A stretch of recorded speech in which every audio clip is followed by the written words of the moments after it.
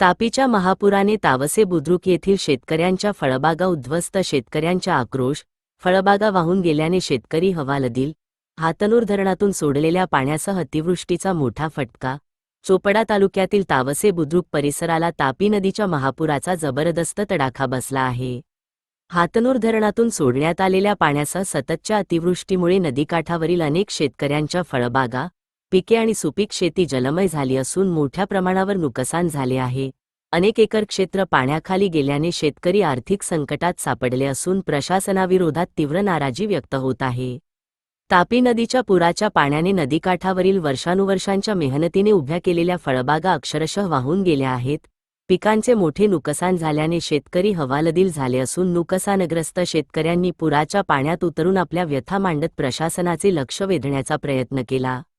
शेतकऱ्यांच्या म्हणण्यानुसार सदर जमीन निम तापी प्रकल्प पाळसरा धरणाच्या बुडीत क्षेत्रात येत असून या जमिनीबाबत अद्याप अंतिम निर्णय जाहीर झालेला नाही.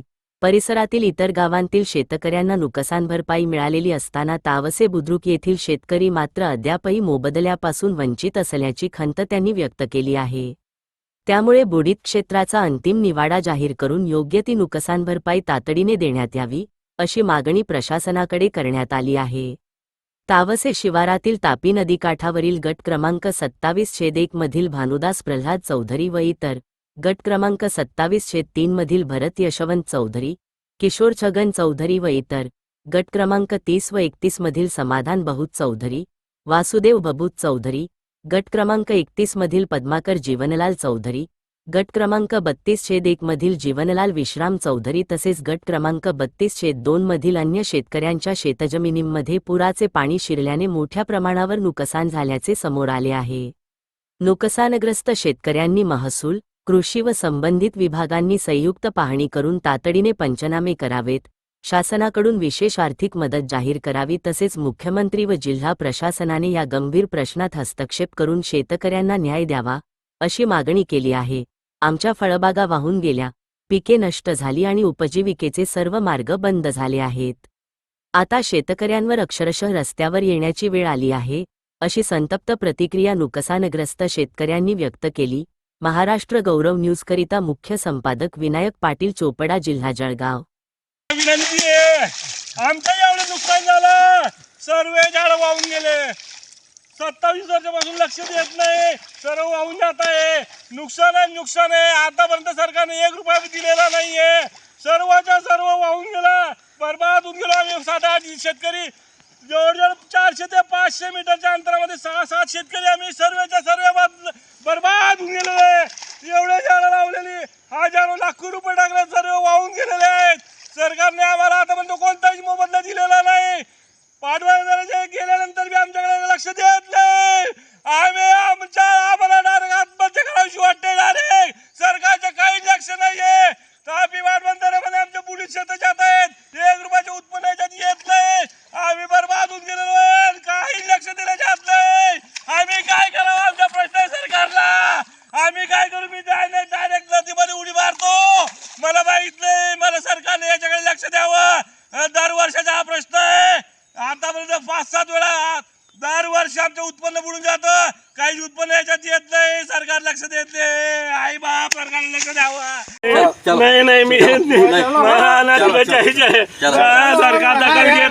सरकार दखल घेत नाही. मला नदीला जायचंय, मला बुडायचंय, मला आज बुडायचंय. सरकार दखल घेत नाही. काल दुपारपासून महापूर आला आहे, कारण सतत 2-3 दिवसापासून मुसळधार पावसामुळे हातनूर धरणाचे दरवाजे उघडण्यात आल्यामुळे तापी नदीला महापूर आला व आमच्या तापी लगत असलेल्या शेतांमध्ये फळबागा होत्या. निंबू आणि आंबे आणि बोरी होत्या माझ्या. त्याच्यात निंबू पूर्ण वाहून जाताना झाडं दिसत आहेत, बोरी सुद्धा वाहून जाताना दिसत आहेत. जमीन, ठिबक, नड्या पूर्ण वाहून गेल्या आहेत व आंबे माझे जवळजवळ 90% आंबे पाण्याखाली आहेत. आता तुम्ही पाहू शकता इकडे तर 15 ते 20 फुटाचे आंबे होते माझे, किती उघडे आहेत. आणि हे तर फक्त वरची बाजू आहे. माझी ट्यूबवेल पूर्ण पाण्याखाली गेली आहे. ट्यूबवेल सुद्धा माझं पूर्ण नुकसान झालंय. तरी साधारण किती झाड पाण्याखाली असतील बरं तुमचे? माझे कमीत कमी 2300 निंबू होते. त्याच्यात बोरी होत्या माझ्या 110 बोरी, त्या पूर्ण पाण्याखाली आहेत. त्याच्यावर तर कमीत कमी आता 30 फूट पाणी असेल. आणि पाण्याचं जोर जास्त असल्यामुळे जमिनीतून झाडं वाहताना दिसत आहेत निघून. प्रशासनाकडनं कोणी अधिकारी आले का तुमच्याकडे? नाही, अजून कोणी आलं नाही. तुमची काय अपेक्षा आहे प्रशासनाकडनं? याच्यावर दखल घेण्यात यावं, कारण की मागे सुद्धा 2021 मध्ये महापूर आला होता, त्याच्यात सुद्धा नुकसान झाले. पण ह्या वेळेला पाण्याचा वेग जास्त असल्यामुळे झाडं जमिनीतून वाहताना आम्हाला दिसत आहेत.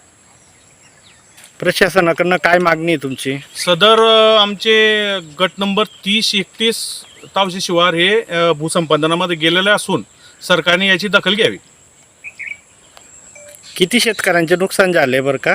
तरी पूर्ण नदीलगत जेवढ्या फळबागा आहेत, गट नंबर 26, 27/1, 2, 3, माझं गट नंबर 30, 31, 32, 32च्या 1, खासणे शिवार, हे पूर्ण तापी पट्ट्याला लागून जेवढे क्षेत्र आहेत. खासने शिवारमध्ये गट नंबर मला सांगता नाही येणार, पण खासणी शिवाराचं आहे नुकसान.